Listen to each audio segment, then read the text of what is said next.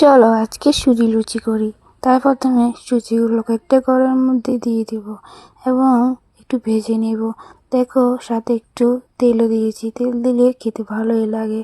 এখন আমি দিয়ে দিচ্ছি একটু জল।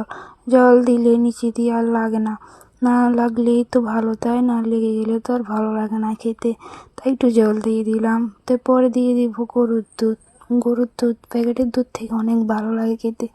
এখন দিয়ে দিচ্ছি চিনি। চিনি একটু বেশি লাগে সুজিতে, না হলে সুজি খেতে ভালো লাগে না। তোমরা কি বলো? দেখো এদিকে নাড়তেছি, না লাড়লে নাকি নিচে দিয়ে বসে যাবে, তাই আমি নাড়তেছি। নাড়তে নাড়তে একটু পরে হয়ে যাবে, কারণ সুজি হতে বেশি সময় লাগে না।